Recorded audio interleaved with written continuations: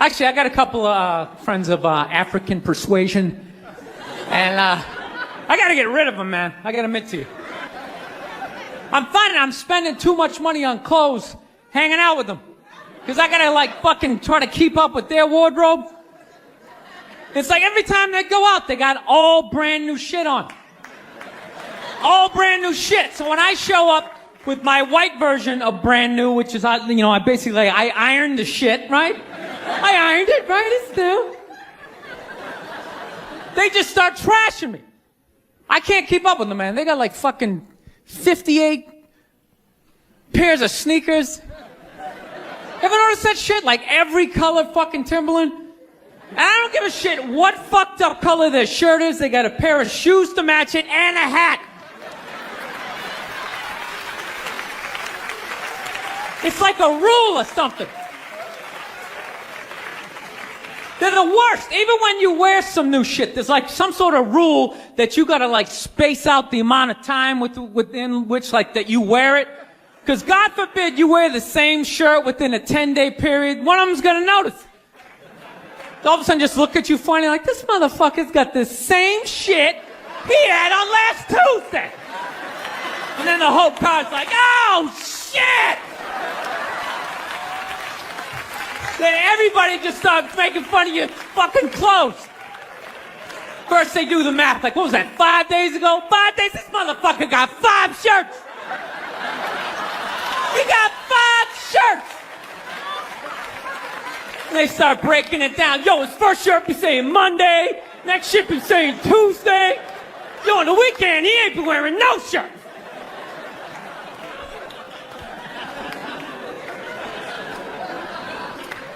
I'll tell you, that's actually funny. You know what? That's actually how I judge black guys now. When I first came to the city, like, all black people scared me. No, I was like the typical white dude from like the suburbs, you know what I mean? Had no frame of reference, you know? So my only frame of reference with black people was like, remember those early 90s gangster rap videos? Throw the fucking LA riots in there, man. It was fucking horrible PR. I'm watching the videos, look, he's got a nice car, he's got all the women, and he's still fucking mad. These black dudes are never happy. But after 10 years of living in this city, this is how I narrow it down. Whether a black dude scares me or not. Black dudes with dirty sneakers scare the fucking shit out of me. No. I figured it out in my head, because I know from hanging out with them, that's the last shit that they're gonna let go. The immediate shit that they have on. So I think, you know, if his sneakers are fucked up, that means his life is fucked up. Every time he leaves his building, the whole neighborhood, oh, shit! Everyone starts making fun of him. He's on the train in a bad mood. I kind of have this howdy-doody, kind of mug-me kind of face. Now, I'm not saying something's gonna happen, I'm just saying, I'm paying attention. So I've been seeing this girl recently, this black girl, right? She lives up in Harlem, you know, gone out like 3-4 times, you know. First time we hung out in like the Village area in New York, you know, which is sort of like a racially mixed area. So shit was cool, you know what I mean? Second time we hung out was more like Midtown, you know. Then the third time, she called me at like 3:30 in the morning, and she wanted me to come up to her apartment, right? So it's 3:30 in the morning, she lives in Harlem, I look how I look, so it's a fucking situation.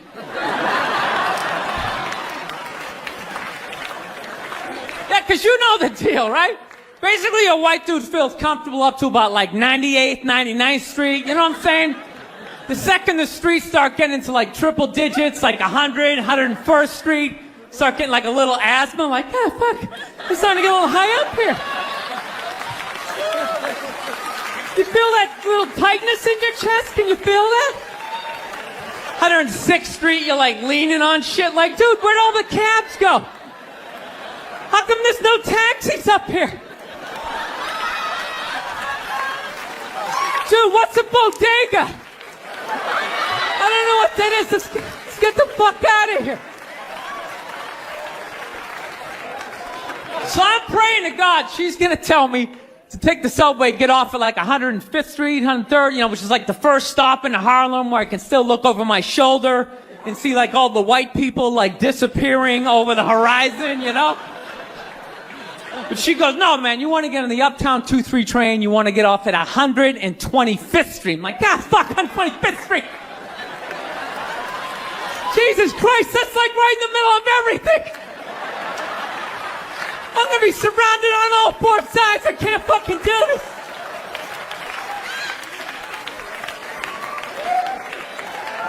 So, at this point, I'm really trying to hide like the bitchy tone that's starting to creep into my voice, you know? And I'm trying to ask for really specific directions for when I get up there, because I want to know exactly where I'm going. So she starts naming the streets I have to go down, and every other street up there is named after like a black leader, you know? She's like, make a left on Adam Clayton, take a right on Frederick Douglass. I'm like, God, fuck Adam Clayton. Yo, dude, go on the internet, look up Adam Clayton. Did he kill a bunch of white people during the slave revolt? Dude, I ain't going up there till I know what Adam Clayton said. Fuck this shit. So at this point, I'm really having a battle with myself. Because I'm thinking I can't do this, right? I'm like, I can't do this, but my dick's going, no, come on, man, we can do this, all right? Just relax. Pull yourself together and get on the goddamn train, right? So as always, I listen to my dick. Oh yeah, I get on the train. By the time I get up there, it's like 5 or 4 in the morning, right? I'm staying on like Malcolm X and like Danny Glover or some shit, right? I don't even know where the hell I'm at. But I see the street I want to go up. I want to go up St. Nick. I can literally see her apartment building. But there's like 5 or 6 black dudes standing right on the corner, right where I want to walk by. So I'm like, fuck! I felt like I was on like some reality show at that point, like some sort of like white guy survivor. It was ridiculous. So I'm thinking, I gotta walk right by these guys, right? You know what's funny? I think that they were actually more surprised to see me than I was scared, you know? And I was really, really scared, you know? But I'm also really, really white, you know? Like shockingly Caucasian. You know what I mean? Like if you're not ready for me, I can like surprise you. No, especially if you live up there. You've probably seen a white person for hours, possibly days. So when I show up, it's almost like magical, like a leprechaun came out of nowhere, you know? Felt like I should have like a little pot of gold, like a rainbow behind me. Top of the morning to you, latte. Kind of dance my way past them.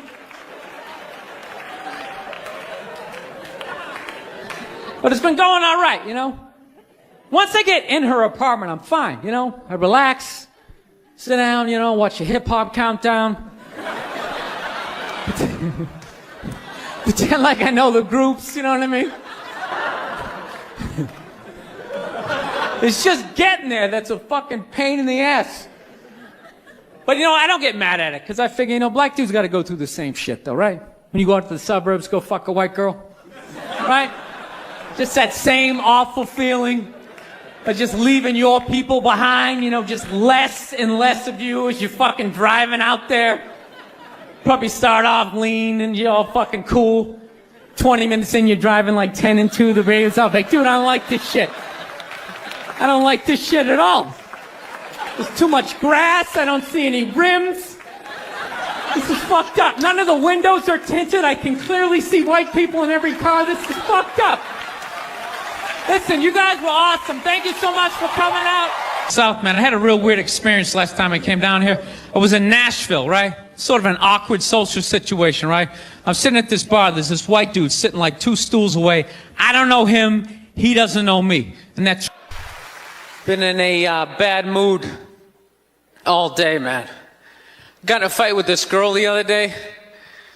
You ever meet somebody like within like the first couple of minutes of them meeting you, they feel like they can like sum you up? Just like, you know what your problem is? You know, you just have like the urge just to take their head and just mush it into whatever they're eating, you know? You ever have crazy thoughts like that? Can you relate on any level? You never have like urges? You ever drive down the street and see like 30 people up on the sidewalk and you just think, right? You don't do it, you just think it. That's what separates the psychos from the functioning psychos. Yeah, psychos, they just do it. All right, that's a good idea. They get the wipers going, they make a day out of it, right? But a rational person, you like think it through. You start going, man, if I just leave my hand right here, nobody knows who I am. I move it 2 degrees over here, I'm on the cover of Newsweek. I'm instantly famous. Right here, no one knows me. Like, hey, Bill, you want to go to the cookout? Maybe you could bring that potato salad you brought last year. It was such a big hit. One of the most horrific scenes we've seen in years. Bodies just strewn about. You know, Amy's gonna be there. She's still asking for you. You should ask her out. No indication he even tried to stop. Seriously, you're getting older. Put your hands on the dashboard. Put them on the dashboard. You have those? All right.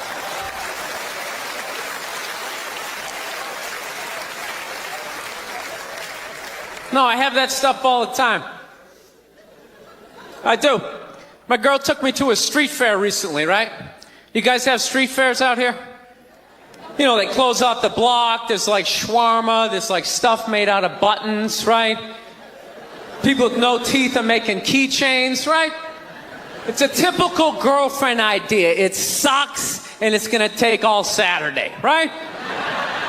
She's all excited, she's like swinging my arm. Oh my God, this is gonna be great. I'm like praying for lightning, maybe some like scaffolding to fall down on me, you know? No, we show up, right? The first thing she sees is this big table and nothing but homemade jewelry, right? Homemade jewelry. It's got twigs, macaroni in it. It's a table of crap. It's crap. The whole thing is crap.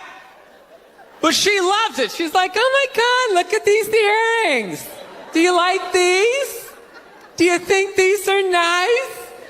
I just want to be like, no. If they were nice, they'd be in a store. All right?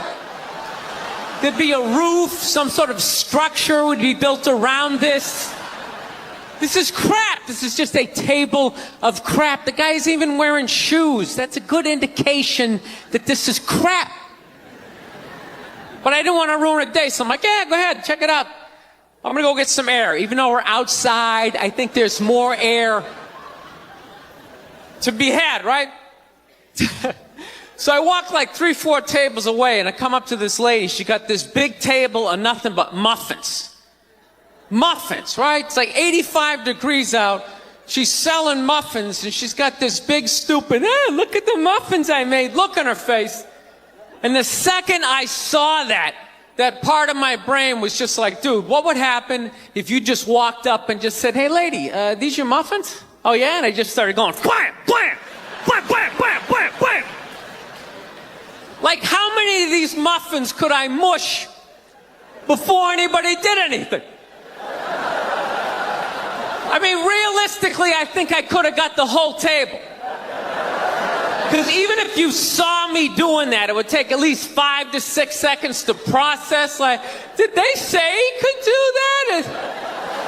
Is it like a game? Do you eat the muffin off your fist? That just seems like a waste of pastry. You know, there's no security at a street fair. There's no bouncer staying there. He's mushing the muffins. Okay, I'm on it. Sir, we're going to have to ask you to leave. And they just choke me out. So I just started thinking of the horrified look on this lady's face as I started slamming these muffins. And out of nowhere, I just started laughing like a maniac. Oh yeah, I'm like slumped over this fried dough cart. I'm dying. My girl looks at me, she's like, what the hell are you laughing at? And like an idiot, I actually tried to explain this screwed up thought to her. I swear to God, I'm just sitting there like, I was just thinking, what if I started punching the muffins? You know what I mean? I just started punching them. She's just looking at me like, why do I go out with you? Dude, but I swear to God, if I never broke eye contact the second I started hitting those muffins, that lady, she wouldn't even been able to call for help. I would have been in her head. She'd be like, did I go to high school with this guy? Why would you do that? Muffins are a happy food. I don't understand this. No, I gotta learn to let stuff go. I do, I got issues. I do. My neighbor got her dog fixed. Got this dog neutered, brand new dog, puppy. Got the thing neutered, and I'm like, what the hell did you do that for? She's like, well, you know, if I didn't do that, he was gonna hook up with another dog, then they're gonna make more dogs, and what are we gonna do with all these dogs? It's like, why don't you just let them go? They're animals, they'll be fine. I think that's what every city needs, just a nice pack of wild dogs just running down the street. It'd help with the obesity problem. Just chase people to the cars after they eat some big meal, you know?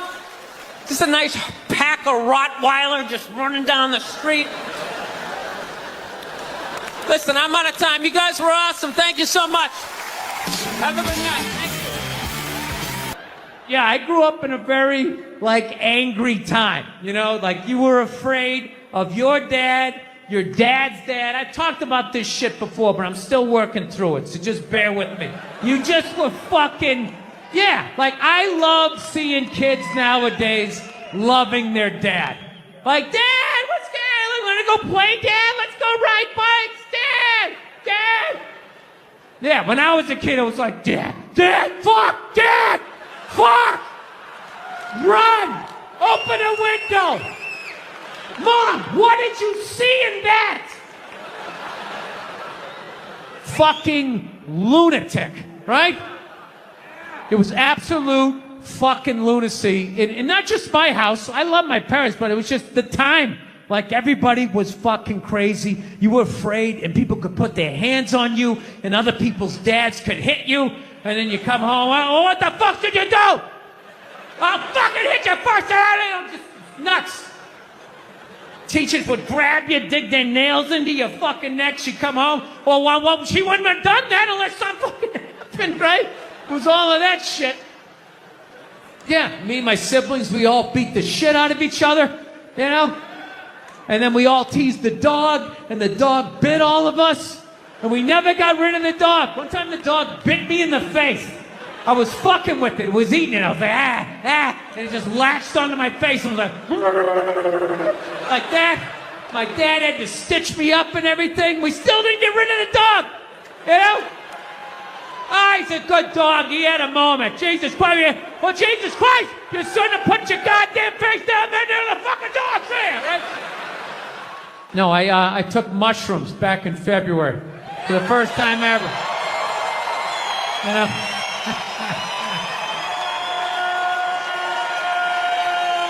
This is the perfect state to tell this story. You guys should literally have... You should have mushrooms on your fucking license plate. Alright, so here's the deal. I never fucked with anything like that. I was always a booze guy. I was a booze guy, you know. Alright, relax everybody. I always get nervous when I get white guys going like, yeah, alright, woo, build the wall, okay, I'm fucking around. Relax. It's frightening to listen to, but that's what being a guy is. You're not allowed to have emotions. So that's all of that shit comes out when you drink. Do something dumb so I don't feel stupid.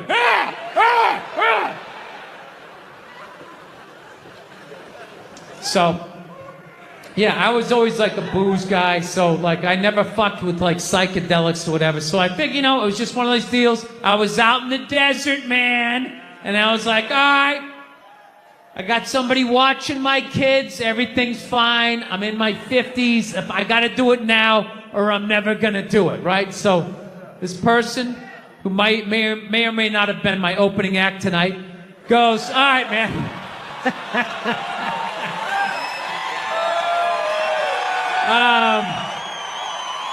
He's a good man. He's a good man. He says to me, he goes, all right. He goes, okay, just take like, it's always just like, all right. So, like, how fucked up do you want to get, all right? And there's always like a square, and it's like, okay, don't eat the whole square. Just like bite one corner, lick the other one, and then rub the other one and let it absorb in your face or whatever. So I'm like, all right. He goes, how far into it do you want to go? I go, I just want to trip a little bit, nothing fucking crazy. So he goes, fine. So I ate just a little bit. So I get a little nauseous or whatever. At first it feels like I ate some weed, but then all of a sudden, like I notice shit that's not alive, looks like it's breathing, right? Like the refrigerator, looked like it just did a lap around the house. It's kind of... nothing threatening, It's just like, it needed it,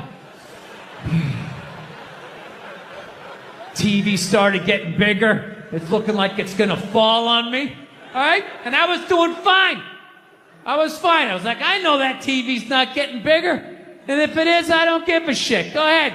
Spill that pixelation all over me. I don't give a fuck. I know I'm tripping. I'm having fun. I'm giggling. I'm laughing at shit. I'm putting things together, right? And everything is fucking great. And all of a sudden, about an hour in, all of a sudden, this profound sense of loneliness and not feeling loved just washed over me. Yeah, and I was just like, I fucking knew it. South, man, I had a real weird experience last time I came down here. I was in Nashville, right? Sort of an awkward social situation, right? I'm sitting at this bar. There's this white dude sitting like 2 stools away. I don't know him. He doesn't know me. And that Terrell Owens story was in like sports news. So I try to make conversation. I'm like, man, look at this guy. This guy just signed a $40 million contract. He's already bitching, man. How much money do you need to make? And the dude looks at me. He's like, you know what I say? And then he looked over his shoulder, which I now know is the telltale sign that the N-word is coming. And it's coming hard. Oh yeah, it's not going to be pronounced with the A, it's going to be with the R, and he hit the R, he like stuck the landing, there was like a dismount, Klan members high-fiving in the background, like doing the wave. Just out of nowhere, so now immediately I'm looking over my shoulder like, dude, what the hell are you doing? You know what I mean? I'm waiting for like this hail of black fists to come raining down on top of me. I hate when people do stuff like that. That dude made me part of like a potential ass kicking that I had nothing to do with. You don't do shit like that. He just had that word, hot potato, just threw it in my lap. Like,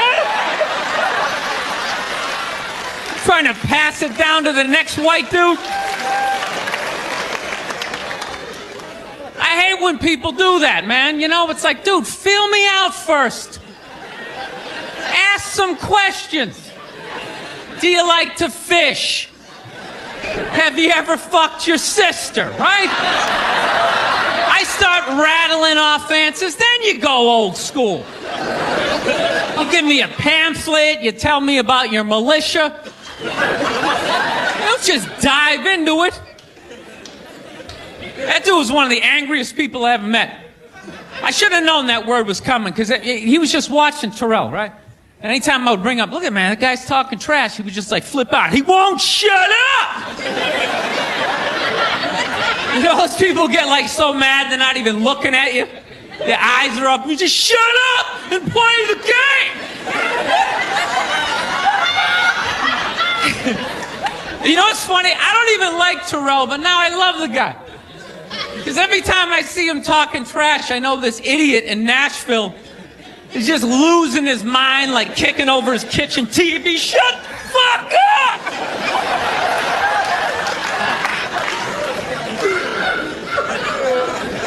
I like violence, man.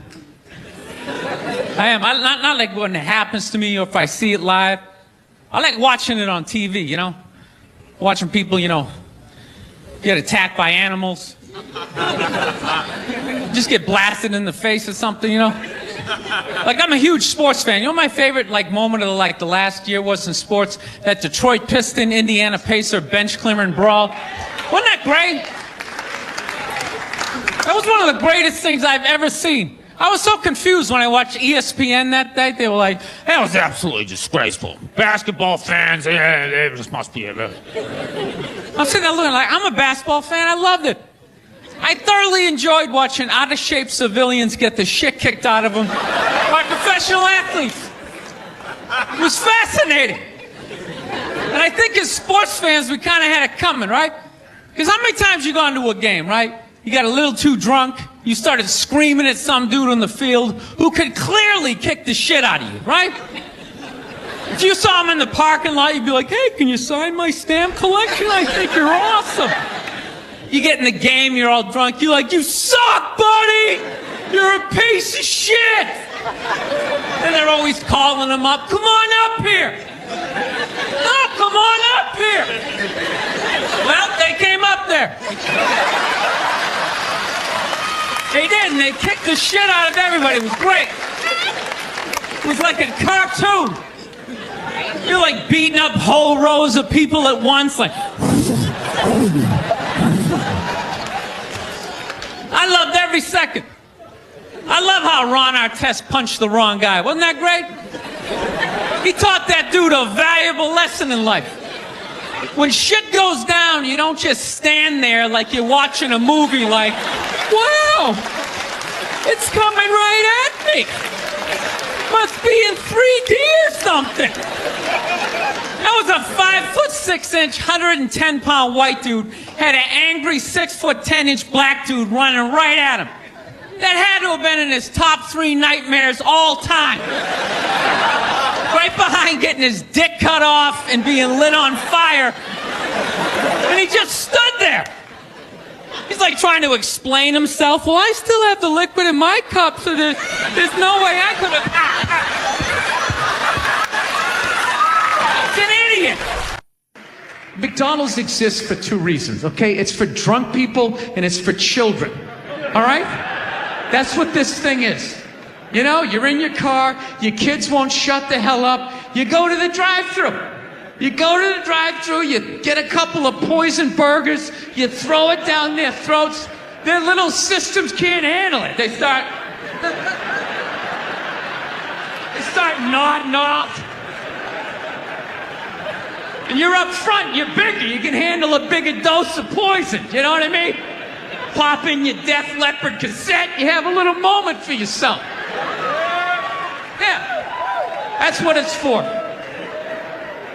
It's for your kids, and it's for drunk people. Like, how many times have you driven out to a bar going, I'm just gonna have one, all of a sudden you had like 11, right? And you're hammered, and you're thinking, but you're responsible. You're drunk, but you're responsible. You're like, God damn it, I drove my car here tonight. God damn it, I'm driving it home, all right? I'm not gonna burden this place of business by taking up a parking space in this completely empty parking lot for the next 6 hours. Now, I am not advocating drinking and driving, but I will tell you, there's nothing better than when all your friends and family know you're hammered. There's nothing better than that walk to the car. It's incredible. Women are screaming, people tearing at your clothes. You feel like you're in the Beatles. Oh my God, no! Stop! And you're like, no autographs! I'm sorry, I have to go! I'll be back! Get him off me! We realized that, I don't know, we always fight about the television, so I'm like, well, what about documentaries? Why don't we just tape something we both like? We both love documentaries. They're fun, right? You watch them, you learn something, you repeat it at a party, people think you read. So I tape, first one I tape is on Elvis Presley. So I sit down and I'm watching this documentary as a white dude, which is what I am. I'm looking out my white head, watching this white shit It's coming back into my white eyes, getting whiter by the fucking second. Right? Now my wife, on the other hand, she's black, right? So she starts watching this shit as a black person, right? And she's seeing all the racism, obviously, that I'm seeing, but she was catching all this subtle shit that I was too white to see, but I knew I was missing it, because I just kept hearing her huffing and puffing, just sitting next to me being like, ah. And I'm just sitting there like, okay, somebody did something. I don't know what just happened, but I don't think that was good. So right when I didn't think it could get any worse, it couldn't get any more uncomfortable between the two of us, this fucking white dude comes on who evidently discovered Elvis. And he's like 190 years old, and he comes out, starts talking. He's just like, well, basically, I was looking for a white boy that could take the down and dirty, nasty blues and combine it with the pristine, angelic sounds of bluegrass. Yeah, that's what he was doing. He was subtly putting black shit down here while he was propping up the white shit. You know, the down and dirty, daddy not sticking around, drug-infested neighborhood blues with the Jesus as white as me, hair the color of the sun, angelic bluegrass playing music, right? So at this point, my wife has like fucking steam coming out of her ears. So I make a judgment call. I just fucking shut it off, right? And she looks at me, she's like, why did you shut that off? Why did you shut it off? I was like, because you're about 3 minutes away from yelling at me like I produced this music.